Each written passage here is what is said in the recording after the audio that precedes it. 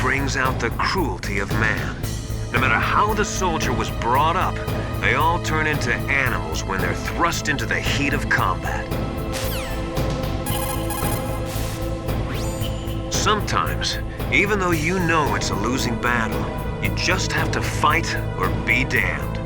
A narrow chance is still a chance. Foresight is important in war. In times of extreme danger, people's latent sixth sense often awakens. When that happens, throw logic to the wind and trust your instincts.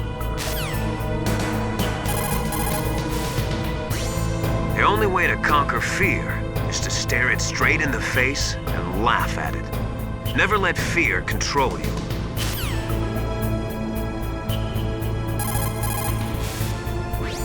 Don't feel guilty about the soldiers that died from your bullets. They knew the risks they were taking, just like you.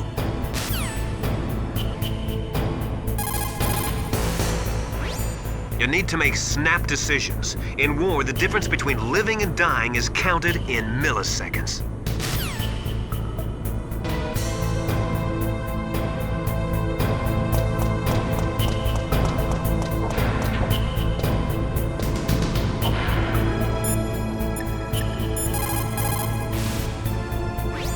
Snake, that's a blast furnace.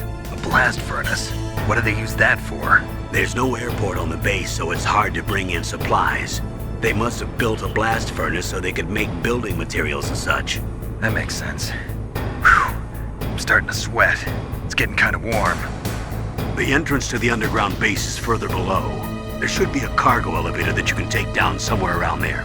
Try to find it.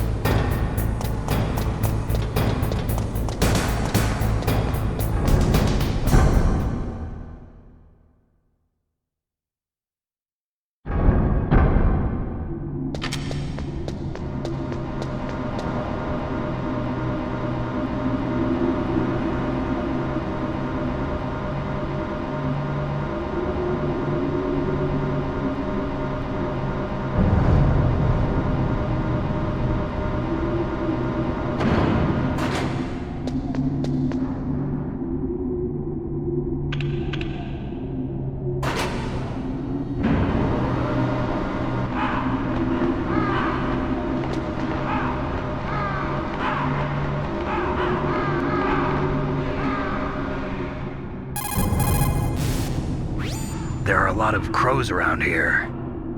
Those aren't crows. Those are northern ravens. The Inuit and other Native Americans worship northern ravens as creator deities.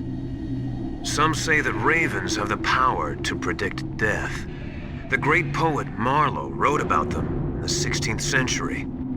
Thus, like the sad presaging raven that tolls the sick man's passport in her hollow beak, and in the shadow of the silent night doth shake contagion from her sable wings. That's pretty gloomy, Master. By the way, What? I've got something to tell you about Naomi Hunter.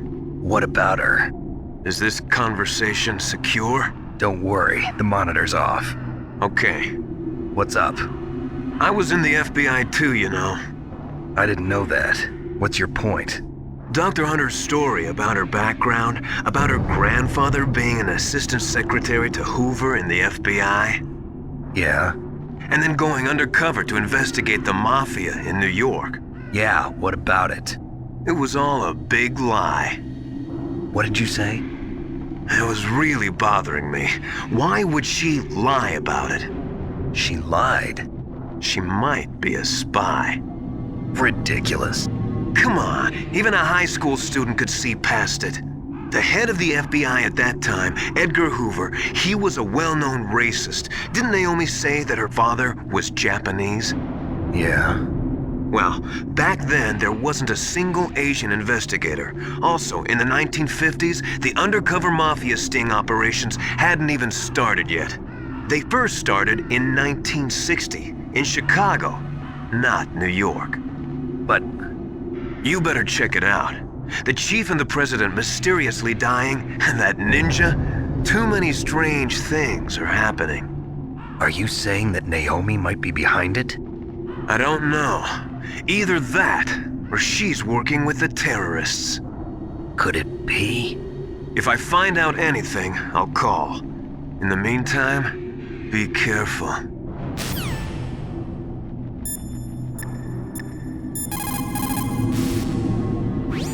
Colonel, where's Naomi? I'm right here, Snake. What is it? Oh, nothing. Forget it. Strange. Snake, by now those terrorists have finished their launch preparations. Stop wasting time.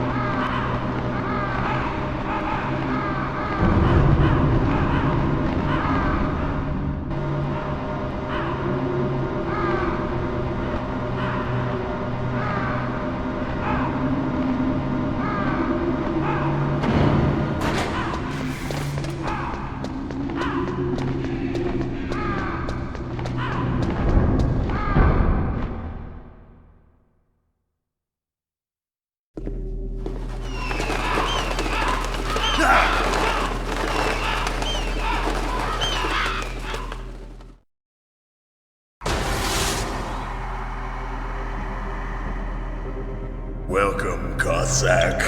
This is the end of the road for you. Right, my friends? Listen, they agree. Ravens aren't scavengers like most people think. They're simply returning to the natural world, that which is no longer needed. Sometimes they even attack wounded foxes. You were the one in the M1 tank? Must have been a tight fit for a big boy like you. But that was no true battle. The Ravens and I were testing to see what kind of man you were. The judgment is decided. The Ravens say you are a true warrior. Am I hallucinating?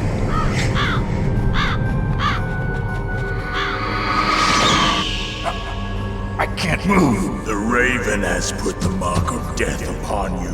Blood from the east flows within your veins.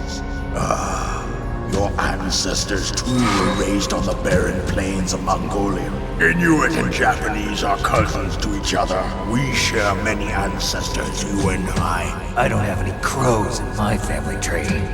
You jest, but indeed ravens and snakes are not the best of friends. Nevertheless, you will make a worthy adversary. You live in Alaska too. You know of the World Eskimo Indian Olympics? Yeah, I know it. Must be a real threat in the muck-duck eating contest. Yes, you are right. But there is another event that I excel at. It is called the ear pull. It is an event where two opponents pull each other's ears while enduring the harsh cold. It tests spiritual as well as physical strength. You want to pull each other's ears? The form is different, but the spirit is the same. Rejoice, Snake! Ours will be a glorious battle. This isn't glorious. It's just plain killing. Violence isn't a sport. Well, we'll see if there's iron in your words.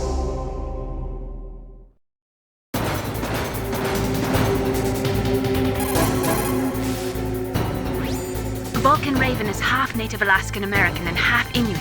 He was raised as a shaman, and they say he has supernatural powers. During the Cold War, he trained in Russia with the BIMPO, the Soviet Special Forces. In 1993, he was demoted by President Yeltsin following his coup d'etat, so he fled the country and became a mercenary. After that, he joined those Rent-A-War bastards at Outer Heaven, Inc. He stayed there until he joined us in Foxhound, next to a strong recommendation from Revolver Ocelot. That cannon he's holding is a 20mm Vulcan gun. You usually see them mounted on fighter planes. You can't take him on in a firefight. He'll make mincemeat of you. He's not just strong, Snake. He's a graduate emeritus from Alaska University, so he's a quick thinker, too. In any case, you'd better not try to attack him from the front. Normal weapons are no match for his 20mm Vulcan. Try to attack him from the sides or behind.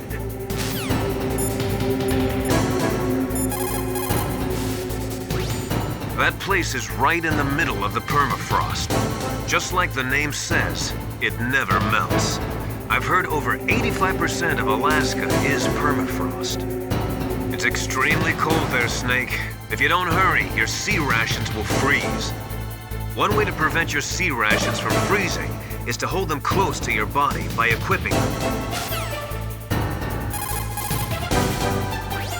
A native Alaskan American, huh? Probably Athapascan. They're originally from the same tribe as the Apaches and Navajos of New Mexico. Anthropologically, they're related to the Japanese. There are even linguistic similarities between Athapascan languages and ancient Japanese. You and he probably share many of the same ancestors. Master, I don't remember telling you that I was part Japanese.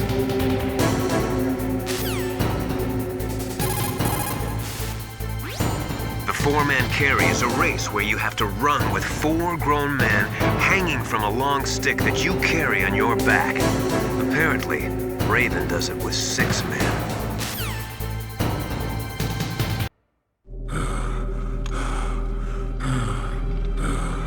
Just as the boss said, it is my existence which is no longer needed in this world.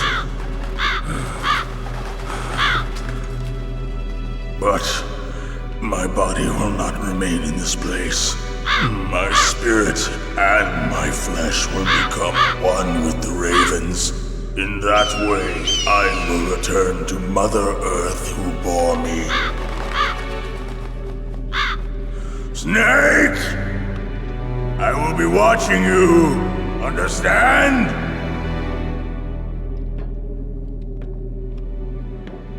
Snake, take this security card. It will open that door. Why? You are a snake which was not created by nature. You and the boss. You are from another world. A world that I do not wish to know. Go and do battle with him. I will be watching from above. First, I'll give you a hint. The man who you saw die before your eyes.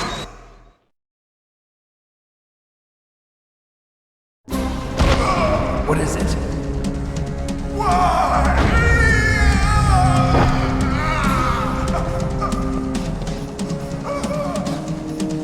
That was not the DARPA chief. It was Decoy Octopus, a member of Foxhound. He was a master of disguise. He copied his subjects down to the blood. So he drained the chief's blood and took it into himself. But he wasn't able to deceive the Angel of Death. The Angel of Death.